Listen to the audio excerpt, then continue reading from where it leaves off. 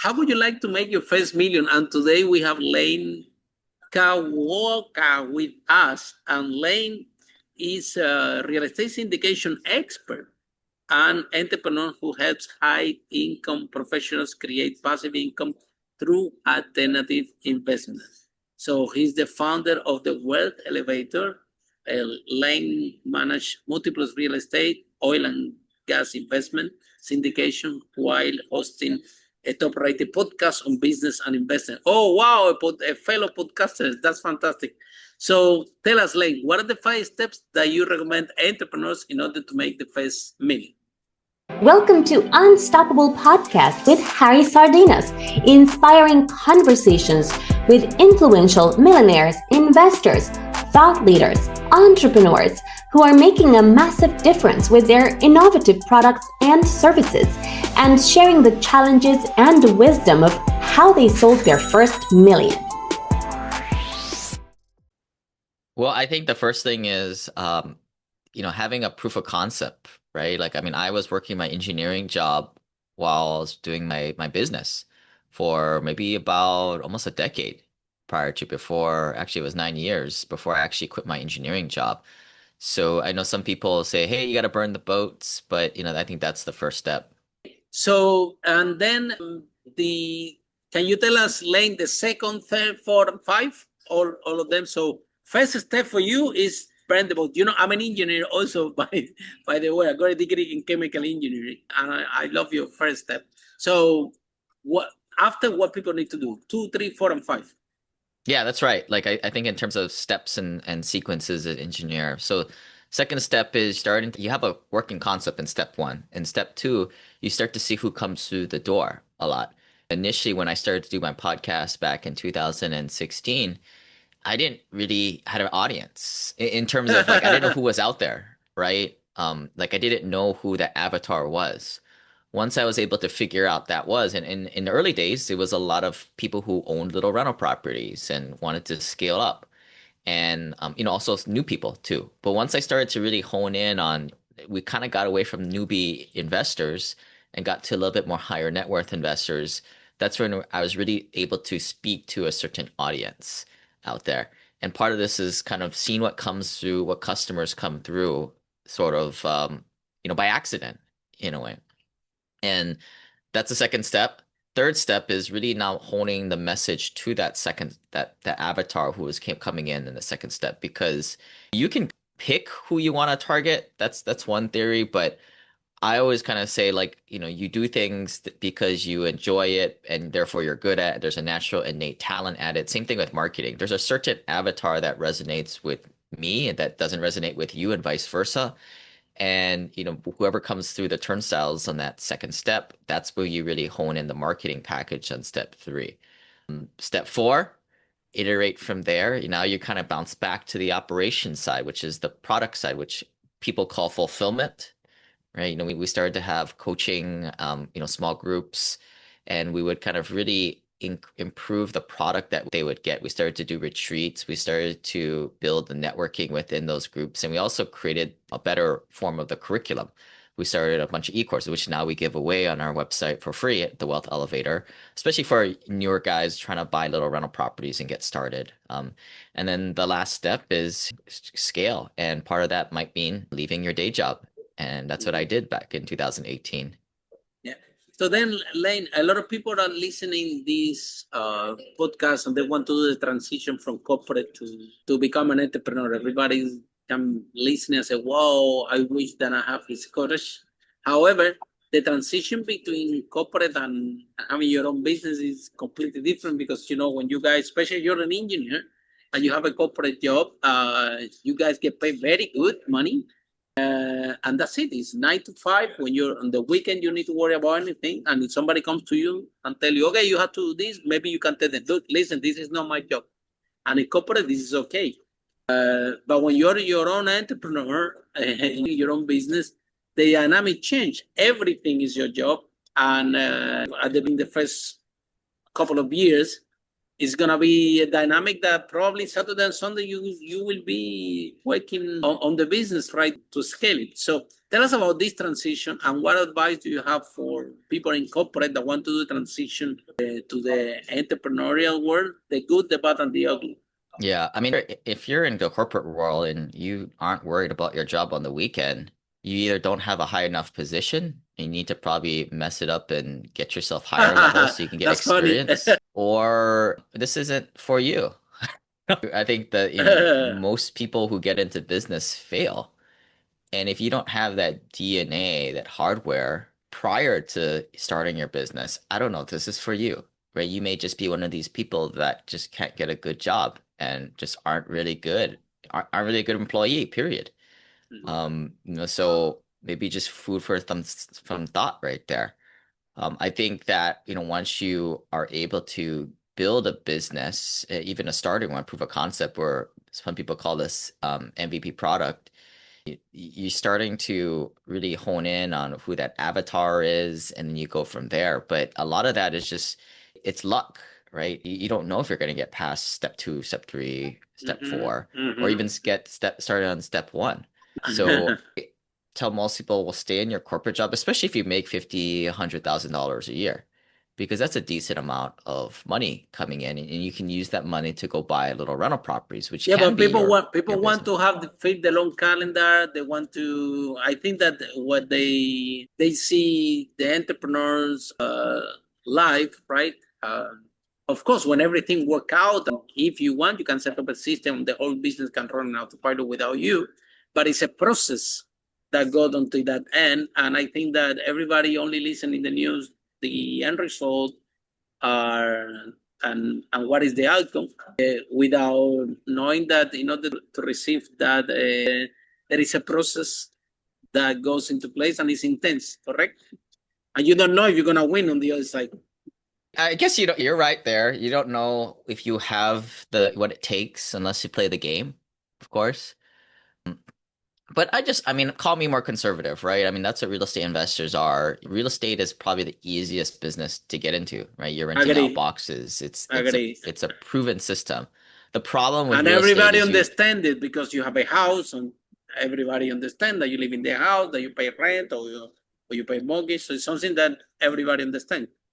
right. At And least because the everybody basic. understands, it is one of the most highly competitive businesses out there, where it's really hard to get alpha and beat your competitors because there's so many of them. And quite honestly, there's not much to do in terms of improving the business plan, business system. So this is why, I'll coach wealthier families, and a lot of them will put their second, third generation as the landlord position, because it's what is there to collecting checks and paying the mortgage or paying the insurance bill once a year, right? Like, I mean, I'm kind of making a joke out of it, but it is pretty damn easy. Any idiot can do that. Any idiots, any smart person's idiot kids can do that type of stuff. So that's kind of what real estate is. But if you're running an operational business, you're going to need to have a good head on your shoulders. I'm not saying you need to have a high IQ, but you're going to need some good business acumen and problem solving skills, and you're going to need the entrepreneur hardware of sticking to it. This is my question. Like 1 out of 5 entrepreneurs that attend to this podcast on Stop About 5 Step How to Make Your First Million, they are property millionaires. So why do you think, which is actually proof that property at least is a good vehicle to become wealthy, because it's reflecting the other statistics of this podcast. But in your view, why do you think that such a large proportion, and by the way, the other 1 out of 5 that show up, and they are from the tech industry. So why do you think that property and tech are at least the most popular vehicles to build wealth, or more people are building wealth using those vehicles versus the other vehicles? Can you tell us what is good and what is not that good, and what do you think about this? I think so many of your audience are real estate investors because everybody can do it. Again, the barrier to entry from a skill level is probably the lowest within real estate. From a capital intensive point, it's probably the most restrictive, right? You typically need at least 20% down payment to buy a property and then to start a business. Sometimes you just need 5, 10 grand to start a business. To buy a house for 100 grand, which is a smaller one, you're going to need $25,000 ready to go. So from that point, that's the barrier to entry, I think. In tech? I think the tech is a sexy thing. It has, you don't need to really show income, expenses, revenue in those types of things. A lot of times you're just going off of the idea, the concept. Tech scales very nicely, obviously, right? I mean, you're thinking software, you can duplicate that thing Very easily. easy to scale, yeah. It's a SaaS product these days, but any type of tech is scalable. So the equity multipliers are pretty much limitless from there. That said, you have a lot of people who pile into that because of the allure of those multipliers. A lot of competition, right? Yeah, but typically for, if you go on AppSumo, you'll see the same software 20, 30 times there, right? Which one is your favorite, tech or property? What's that? Which one is your favorite vehicle, tech, property? I guess from my perspective, and I'm not giving any financial advice, but the way I look at it is you have different sectors or different portions of your portfolio. For example, for a lot of real estate investors, you have a lot of more safer investments. This is once your net worth goes over several million.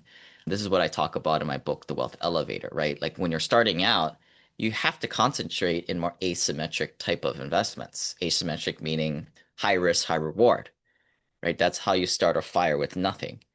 But once your net worth crests over a million, 3, 4, or 5 million, the behavior and portfolio changes quite a bit. Where most people would probably argue, or everybody's all over the place, right? So I'm speaking in generalities, but for the most part, the higher net worth grows, the more conservative your portfolio gets, right? Like, why keep playing the game? Why send your star player out there just to get injured when you're up by 30, 40 points and it's the game is locked in? So tech is seen as more of an investment, especially angel investing. Like the vast majority, I don't know what the statistic is, but like 80 to 90 something percent of investments go to zero in that world.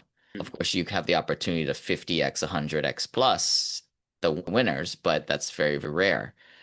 But you'll start to, the best thing I can share is, high net worth families. Tiger 21 is a mastermind group that cater to a lot of very high net worth families, $50, $100 million of investable assets. When you look at their portfolio, they have maybe 2% of their investments in very extremely risky things. The vast majority of what they have are in very conservative things, T-bills, bonds, real estate, things like that. And they sort of employ a barbell approach to their portfolio where it's weighted on the other ends and it's kind of still balanced the way they see it. But that would be a long-winded answer to your question. I mean, I like both, right? But they serve different purposes. Exactly, and the risk is different. So Lane, being a good entrepreneur, that doesn't mean that you become a good investor. And we have a lot of stories in this podcast that good entrepreneurs very quickly they develop that skill, so they know how to develop product and then making money. Now, making money is one part of the equation. Keeping it is the other part. And here in this podcast, entrepreneurs again and again, they exit the company, they make few millions because they don't know how to invest their own, because it's completely different ball game. Sometimes they give it to a financial advisor to look after, and they have been checked here that after a year that they come back, a lot of zeros are missing, and they had to take the situation by themselves to take control of the finance and start to learn how to invest themselves, or at least to have more idea what is happening. And again, it's a skill. The more you practice, the better you become, until finally they succeed on that one. So tell us about your journey. When do you realize that it was two parts of the equation? One is creating the business and making money, but it was a second part that is keeping the money and make this money work for you, which is a totally different book game, totally different skill, totally different way of thinking. And And if you don't let this path, you cannot keep the money. You can make us, we have people that make millions, lose it, millions, lose it, millions, lose it. Okay, clearly there is no problem in the ability for that entrepreneur to create money, but there's a challenge on the second part, which is keeping it. Yeah, I think the thing is like when you look at real estate investing, you buy one property like I did back in 2009, you put a tenant in there, and you keep it siloed from everything else, right? I mean, not to give legal advice, but you throw it into LLC and it's all siloed from a legal standpoint, but also from a fiscal standpoint, right? All the expenses, maintenance, repairs for that asset is paid for by that property. Now, yeah, sometimes, when I had 11 rental properties back in 2015, 16, I would say a few of them lost money every year. Different ones, of course, right? But it got propped up by the entire portfolio. So from a cash standpoint, they It all happened to kind of me work. also. That happened to me also in London. Yeah, I mean, when they're commingled like that, that's what a portfolio is supposed to do, right? The winners offset the losers, but to totality, you're making money. No, I think where things, when we kind of start to now buy apartments, right, we have to keep everything segregated, right? Because you get different investors and different deals. You can't really commingle assets, but you still have, company overhead, right? The administrative side that we kind of take care of. I think that's where you start to hire people who are better than yourself in some of these roles, like investor relations. Every business is different, right? Like, this is when you're starting to hire the staff. This is a very difficult part for new entrepreneurs when you start to build that rung of management. When you're a solopreneur, just you, maybe you have an EA, another person that's only at like a two rung org chart. When you start to get that third rung, that's when things really start to expand. It's a necessary growing pain to go through, I believe. It's a growing pain, exactly like you described. Yeah, but the problem is you get into this, everybody says, well, every person you hire, everything you should do should be making you more money, right? Well, easier said than done. It's a very difficult task, especially when you're And when moving you through are this growing inside, when pain. you sign this, because we just don't know, we just learning as we go. And I remember, Lane, that I was doing in London the strategy of property called rent to rent. So we rent the whole unit and then we rented the rooms individually. Okay. And I had back then like 7 houses. I was making a lot of money all by myself. No one. Okay. So then I'm thinking, okay, you know what? If I'm making a lot of money and I'm doing this all by myself, well, let me double it. I double it and I'm making the same money with more work, and I don't understand what's going on. Because now, rather than 7 properties, I have to manage 14 properties. Now I need to hire people. Okay, and these people need to get paid, of course. And then the maintenance is not the same because now I need a van with people all the time because everything happen every day. And then accountant called me and said, I need to charge you more. I said, what are you charging me more for? I said, look, there is more transaction than what I expected. We have to work more. We have to pay more. So it was the problem that these 7 houses brought, the other problem that the 7 houses brought, the problem that this combination of these 2 groups created that was not even counting on it. So it was after we grow even more that things start to make sense again. But exactly, it was a painful process, and I thought that I'm gonna grow more, that I'm gonna make more. And literally, it was at some point scaling up that what we did, it was just work more. We were literally working more and the numbers stay the same. So what lesson or what tips do you have for entrepreneurs out there scaling up? And I remember it's scaling so fast. I like the houses, I take it. I like the other one, I take it. So a lot of money goes deposit, rent, refurbish, furniture, thousands. And then if you do it too fast this, and then you have to wait until you finish the work so then you can rent. When you can rent, the money comes in. So you have a big gap of cash flow. And I remember vividly where there were moments that we have a big operation, hundreds of tenants around the portfolio, and there were days that there were only £10 in the bank account. And I had to open the door in the office and smile with a poker face that everything is fine. And since God there was property and money was coming every day, somebody else had to pay rent. But it was several times a little bit, like I said, a lot of pain and stress. So what message do you have for people out there scaling up, especially property business or business in general? Yeah, and again, this is not financial advice for anybody, but we had a guest on my podcast last week actually, where another business entrepreneur, we had the same exact conversation where, a lot of times now you're able to get access online to a lot of business credit based on your income and deposits and stuff like that. Maybe not the best rates, but very, easy access to this cash for those types of, short-term cash needs that you're mentioning.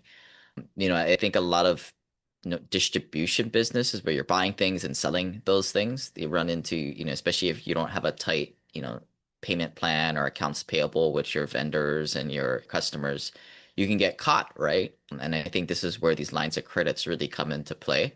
But you can shorten up those parameters by doing like a net 30, or maybe putting a fee on your contracts, so having people pay a little bit quicker. Putting things on credit cards, you always have a nice net 30 there on your own, right, to help yourself. But there are ways you could structure your contracts and manage your accounts payable better, and then also using a line of credit when inevitably those ebbs and flows happen.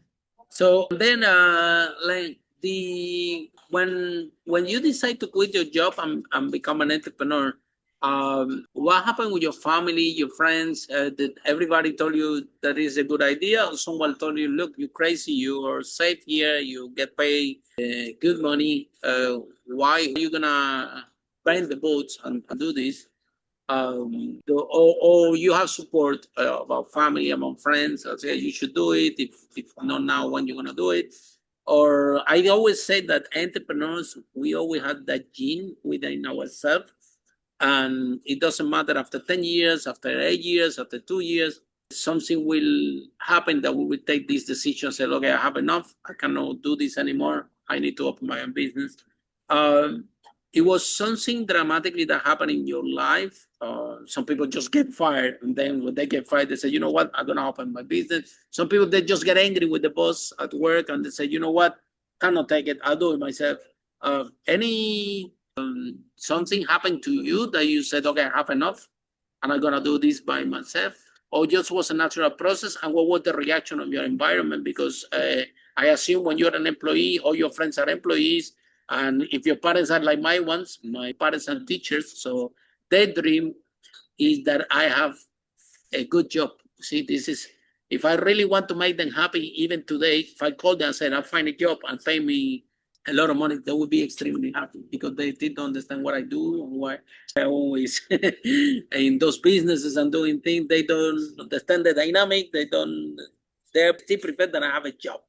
And if I call them one day that I have a job, and they pay me. Woo, that so I won't battle anymore with this mindset with them. This is how they think. So tell us about that change of your entrepreneur. What happened in your environment, and why do you took that decision? Yeah, so I didn't tell anybody what I was doing. Oh I don't want to wow! subject myself to negativity, right? I Oh mean, wow! you're trying to climb uphill. Why make it harder for Interesting. yourself, right? Like you need to fill your head Yeah. with positive thoughts, especially when you're against the odds, as we mentioned. I tell people that are positive, right? But typically less people are. Going back to your Yeah. second question there about, what was it, the stimulus, right? What was the event that happened? For me, it wasn't really anything. I just got to a point where I made more money doing this business than I did at my Oh job, wow! and Which one was Lens? The first one? This rental real estate, right? I was making more money property doing that. management, rental real estate, and property management. That one, right? Yeah, and Oh real wow! estate syndication was starting to get going at that point. So it was a natural progression where it was like, well, this is a steady six-figure paycheck I'm walking away from, but the angst of, well, I don't know where food is gonna, where more money for food on the table is gonna come. That wasn't there, right? So I know that's a big dynamic for a lot of folks, but I just didn't have it, to be honest. But it was just, I think the big constraint was time. right? I would go to work 8 hours a day. Yeah, I'll be doing other things on the side, right? That was more my business, but it just, I would have liked to get the extra 2 hours or 3 hours back that I had to waste on my day job to do my business, because I knew that those hours would equate a lot more, at least like $1,000 an hour more to the business. So from that standpoint, it just was a business decision, right? Like, stop doing this thing. And I think that this is more sensitive, like a national progressions. This is what we all becomes entrepreneur kind of by accident. I remember later I was working in London as a room service, okay, and before it was in a pub, right? So they would pay me $5.75, and I remember when back in the day in London, telling you 18 years ago, and then and seeing my pay slips, and I see, okay, transport, oyster card, this amount, electricity, this amount. And then I'm looking a big chunk of money going out, and it says rent. And I'm thinking, look, if I don't get rid of this overhead, I'm going to spend more than what I make, because I was making very little as a bartender. And it's not like US. In London, people don't give you tips. They give you very little. You know what I mean? So I say, okay, if I have this property room business, and I can rent the houses, and then I don't know, I live maybe in the living room or whatever, and then I rent the other unit. Maybe everybody pays the rent and whatever, and at least I can offset this. Okay, and this is how everything started, out of survival, and then you start to scale. But in the same time, having my pub business, and then I need to go to work on the pub, and then I changed to room service. Okay, in the Hilton in London, in Canary Wharf. So I was doing room service from 6 a.m. to maybe like 3, 4 p.m., 4:30, and then I had to go out and do the viewings for the rooms and rent the rooms and all this. So I was doing the room business after I finished in the Hilton, and the whole business run in the elevator. So when they give me an order, I'm thinking, okay, if it goes to floor 27, it's good, because I jump into the elevator with the burger, whatever, and I was making the phone calls in the elevator. There are no boss there in the elevator. And then I was arranging the viewings and doing all that. But gradually, Lane, something happened. Like, the money that I was making the room business, the property business, it was some part that was way higher than in the hit, to the point that I remember I have two days, every month. And I remember last 2-3 months that I was doing both jobs, I always have 2 rooms empty, because I didn't have time to rent them. But 2 rooms is like 1,000, like 500, 550. So I'm going for work for a month, where if I don't go this month of work and I dedicate 1 day only food to the business, I could rent these 2 rooms, I get the same one. And this is the day that I say, okay, that's it, 18 years ago, and I never look back. So that transition happened like naturally. So I'm doing this transition from corporate to entrepreneur. I think, Lane, that what you describe here, it sounds to me more reasonable, okay, to do something progressive, because no, the people like the other side of the entrepreneur, and no, the people. So if they can start this transition, let's say you have a corporate job, and maybe in the weekend you have that business you want to do. You start to grow it on the weekend, you start to grow it maybe 1 day or whatever, to see what happens, to see if you like it, to see if you have some traction, and then let the thing gradually grow. Makes for me more sense that people out there, which is the story that we always hear, that, okay, I got fired, I'm now going to do my business, or COVID came and now I'm going to be an entrepreneur, or this happened. And then it's a big risk, because people don't know how long it's going to take, right? So the Lane, so any tips or any message that you have for entrepreneurs during having their own business, go out there and learn how to invest, or learn some basics about how to invest in money, because I think that what I know now, I didn't know back then. But I think that if 18 years ago, I was learning parallel both things, how to be an entrepreneur, but also how to invest the money, or how to keep the wealth, okay?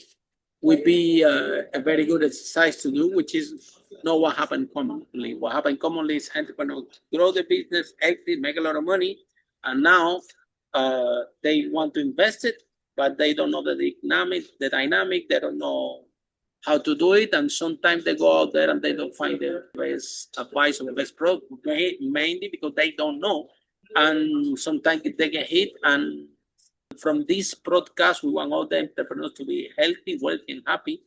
And it's a little bit unfair that the entrepreneurs work really hard and make a lot of money just because they don't know how to invest, or they haven't learned, or they don't have the skill, or maybe they haven't talked with someone like you that that been doing this and know some basics.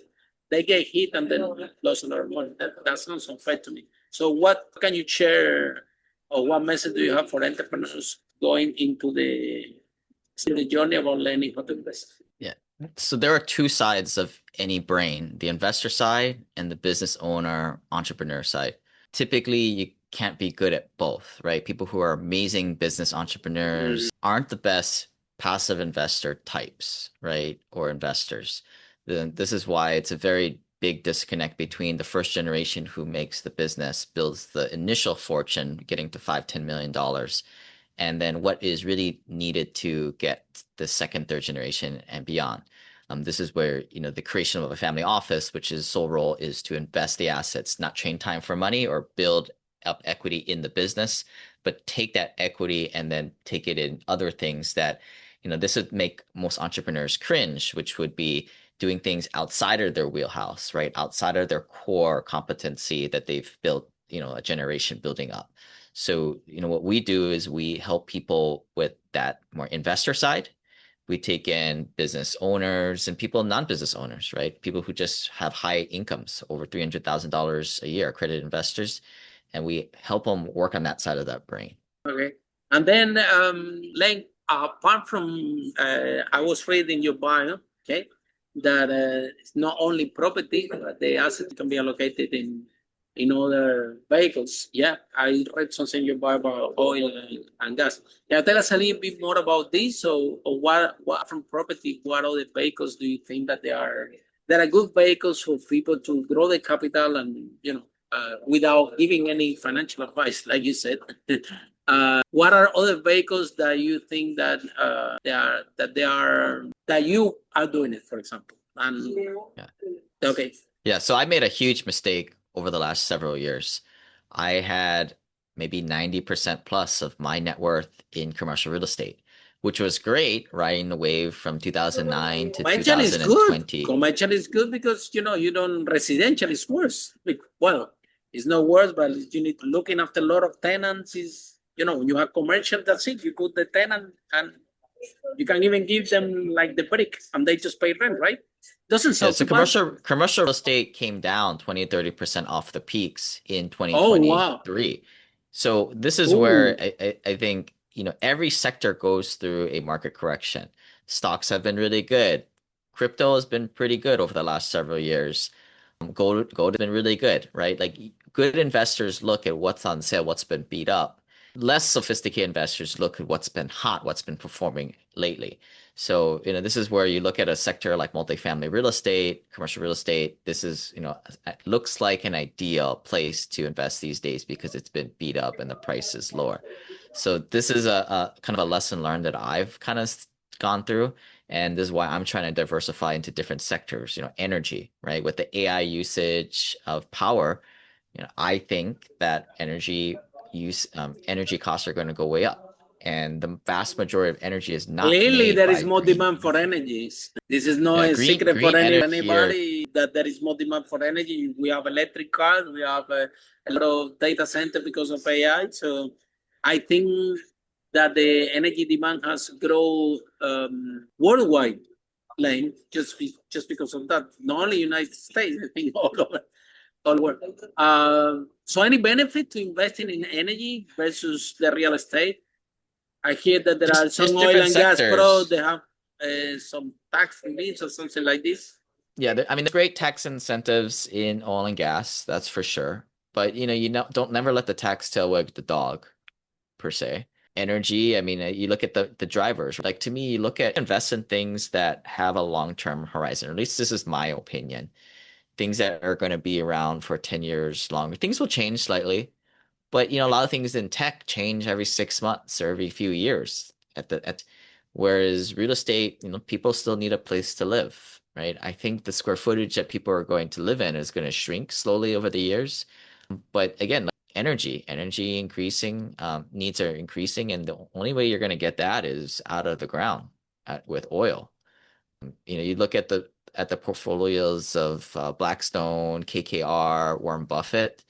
Very little of their portfolio is going to green energy production, and you would think they would be putting more into it because they've had a little bit foothold in it. But follow them where the money goes. I mean, people can look this information on ChatGPT. Where are the big players putting money in the energy sector? It's all to those traditional energy producing. Yeah.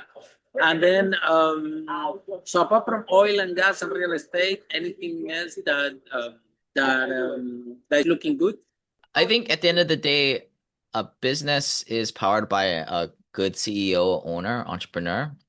You back the right people. I mean, when we look for deals, we look for the right person at the top, right? That's making good decisions, good business acumen. And we try to find those types of guys who have a sort of a stranglehold on their competition. So yeah, looking into private equity acquisitions, we've done this in the past and online acquisitions, online businesses. I think that's, you have to go to a little bit more audacious business plans. Real estate's great, but real estate, the world has changed after 2022. We're not in a 0% interest rate environment as we once were, and we're probably not going to be, the Fed rate's probably not going to come under 3% in the next decade. So I can't say that real estate, when you factor that in, is really the place to be. Of course, every deal is different, right? And we try and underwrite each deal individually based on its own merits. But from a market standpoint, I think real estate sector isn't going to be as strong as it once was because it doesn't have those tailwinds of pretty much free interest rate money as it once did in the last decade. Okay, thank you so much. And then, Lane, if tell us about your people can find your podcast, and if someone is in love with this conversation, how they can find you, how this process work.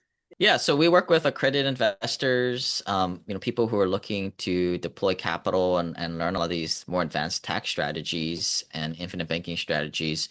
They can check out my book on Amazon. It's right behind me. It's called The Wealth Elevator. Had it for about a year now. It's been pretty popular. I'm not going to toot my own horn on it, but people pick up a copy, send us a receipt, email us at team@thewealthelevator.com. We'll hook them up with the free PDF and the MP3 version of it. Again, it's mainly written for more accredited investors. So, where I was, in 2009, I was buying little rental properties up until 2015. Then I hit accredited investor status about a decade ago, and I've kind of been on, this what we call the second, third floor of the wealth elevator, which I don't want to give the book away, but there's one chart that kind of shows the different levels of wealth building and kind of how the mindset as your net worth increases. But if you've been looking for a book that's kind of a little bit like what happens after the first $500,000 net worth or million, I would look up The Wealth Elevator.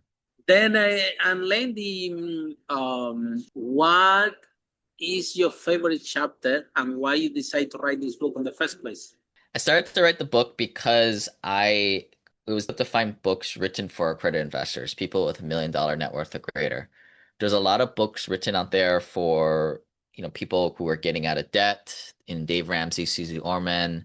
There's a lot of books that for the beginning entrepreneur, right? Like Rich Dad, Poor Dad.